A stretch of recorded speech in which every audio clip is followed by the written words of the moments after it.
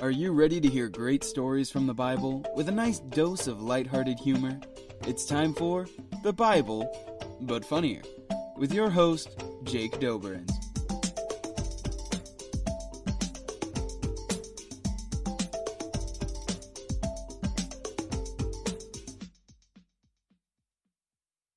Today's story comes from Judges chapter 13 to 15.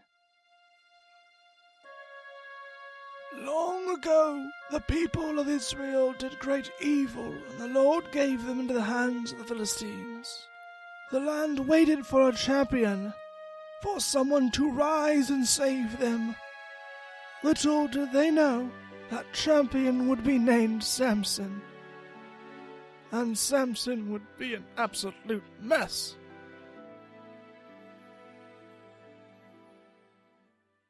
An angel of the Lord appeared to the barren wife of a man named Manoah. This angel was stuck with baby-announcing duty, one of the common jobs of angels. The angel of the Lord said, "By the way, you are going to have a son. He will take the Nazirite vow from the womb, never shaving his head, and he will begin to save Israel." The woman ran and told her husband. He rushed out to the field to find the angel still just chilling there. "What will this child be like?" he said. The angel replied, "Oh, you're in for a treat, buddy. LOL. Manoah tested the angel, and the angel passed all the tests. Sure enough, the woman gave birth to a son, and she called him Samson. Let me assure you, he was a very destructive toddler, but he grew up, and the Spirit of the Lord began to stir in him. One day, he saw an attractive Philistine girl and then told his parents, "I saw this cute Philistine girl. Get her for me as my wife. Pronto." He was not exactly known as a romantic type, nor was he really known for beating around the bush. His parents, however, were understandably skeptical about the marriage. His parents said, Interesting. Don't you think these Israelite girls are really nice? Don't you think it would be a bit better to not marry our oppressors who have a different religious system than us? Do you really have to take a wife from the Philistines?" Samson looked directly at his father. "This is not negotiable. Get her for me. Don't make me angry. You won't like me when I'm angry." What his father and mother did not know was that this was all a very elaborate scheme to come up with an excuse to fight the Philistines. So Samson and his father and mother went to travel to the city where the cute girl lived. Along the path, a young lion leaped from a nearby vineyard and roared in front of their path. Having nothing but his bare hands, the Spirit of the Lord rushed on Samson and compelled him to face the beast. Ah! Big kitty, fierce kitty, really wants to fight. Claw kitty, bite kitty, die. Ah! He tore the lion to pieces like he was tearing into the number 2 meal at Sammy's. They all continued on their way, uninterrupted by any terrible beasts. Later, when Samson was walking on that same road, he saw that a swarm of bees had set up shop in the carcass of the lion that he had decimated. They had made honey. Like anyone would do, he scooped up some honey from the carcass and started eating it as he went. This is good stuff. I'm never going to get the store-bought stuff again. He came back to his parents and gave some of the honey to them. This is great honey. Samson, where did you get this? Oh, just got it from the honey store. Yeah, the honey store. It was on sale. Must be a new shop in town. Soon it was wedding time.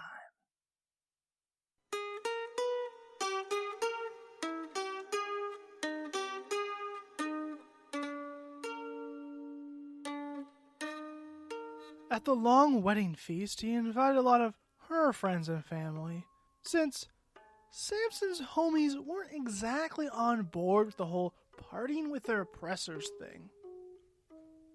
Samson was getting bored of the guy who played the liar, so he offered a riddle to some of his guests to spice things up. Come near. I have a riddle for you.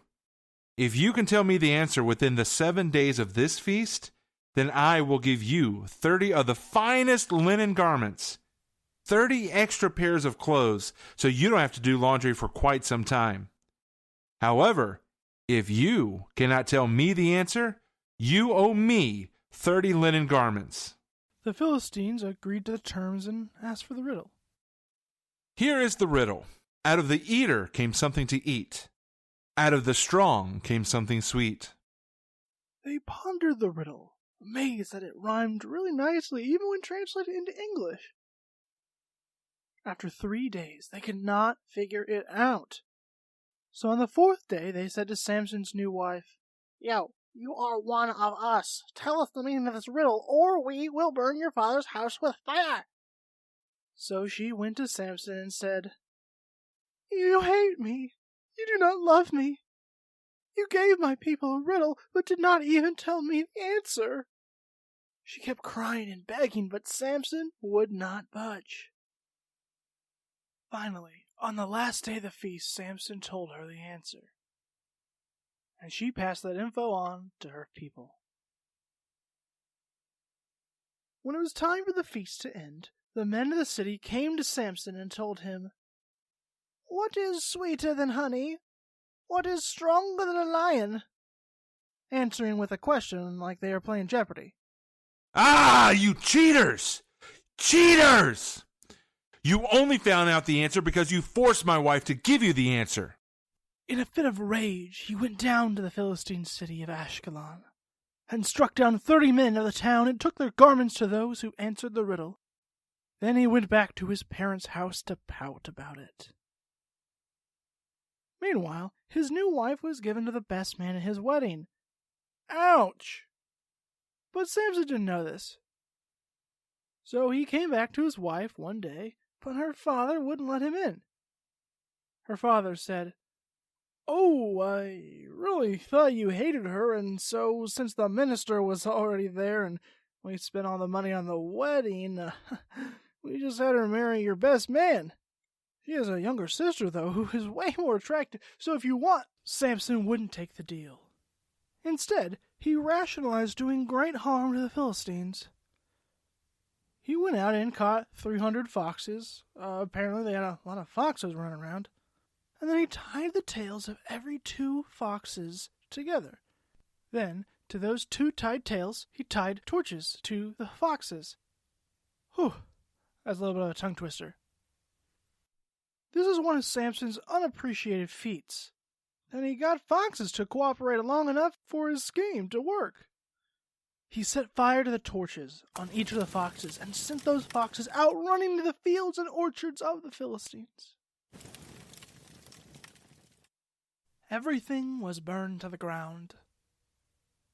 The Philistines realized that this was Samson's doing, and they had done this because his father-in-law was a bit sketchy. So they burned the father and then his daughter with fire too. Yikes. But Samson still did not figure that the matter was properly avenged. I will be avenged. Then I'll quit. Take a break for a bit. Have some me time. But first, vengeance! Samson went to hide in a cave. The Philistines also wanted revenge on him, so they pursued him and raided a town in Judah to get Samson's attention. The Philistines told the townspeople that if they would help stop Samson and bring him in, then they would stop raiding the city. So 3,000 men of Judah went to where Samson was hiding. They called out to him, "Please, let us bind you and bring you to the Philistines, for they are destroying us because of you." Samson responded, Fine. But promise that you will not kill me. Just bind me. And can you get some of that good rope? Like the non-scratchy kind? I don't want to get a rash. They agreed. That was their plan anyway. So they tied him up and brought him to the Philistines. The Philistines rubbed their hands together and laughed maniacally as they figured out how to get revenge. But the Spirit of the Lord rushed upon Samson, and the ropes easily tore off Samson's body as he stretched out his arms. Yeah! Immediately, the Philistines panicked and ran. But Samson noticed a conveniently placed jawbone of a donkey, and he picked it up and used it as a weapon. Yeah, this'll do quite nicely. Ah! Then he struck down about 1,000 men with that jawbone. Take that! Needless to say, it wasn't a pretty sight. We'll spare you the gory details because this podcast is rated G. But when Samson had his revenge, he tossed the jawbone and set off on yet another crazy and morally gray adventure. It is a bit difficult to find a wholesome message out of all of this. Maybe the best we can say is that God is looking out for God's people. The agent of change might be a scary, strong dude with questionable violent outbursts. But God is working. God works even through sketchy people sometimes. Though that doesn't mean we need to encourage them in their wicked ways. It's a tough balance that takes a lot of wisdom. For now, let's continue to pray for God's deliverance and continue to recognize the ways that God is delivering us. Thank you for joining us for another great episode of The Bible, but Funnier. Today we want to recommend and give a shout out to our special guest. Dave Ebert is the voice of Samson. Dave is an improviser, improv coach, actor, and pastor. He has a podcast called Gifts for Glory Ministries where he interviews people about how they're using their spiritual gifts.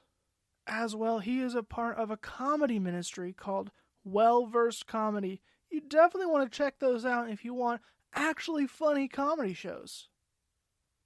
We are so thankful to have Dave on today. It is nice to actually have a professional funny guy help us out with the show. I'm sure for those long-time listeners, you guys really appreciated somebody actually funny doing the Bible, but funnier. Yeah. Anyway, be sure to check out Dave on giftsforglory.com. That's the number 4 instead of it being spelled out. You can follow Dave on Facebook, Instagram, and Twitter at RealDaveEbert. As always, the show is written and hosted by Jake Dobrins. The voice of the beginning and end is Seth Parker. Our music is courtesy of Kenny Dobrins. The Bible, but Funnier, is a special production of Theophany Media. Go to theophanymedia.com or follow us on social media to find out more. We'll be here next Monday for some more humorous retelling of your favorite Bible stories. Thanks for listening to The Bible, but Funnier. Join us again next Monday for another crazy ride through Scripture.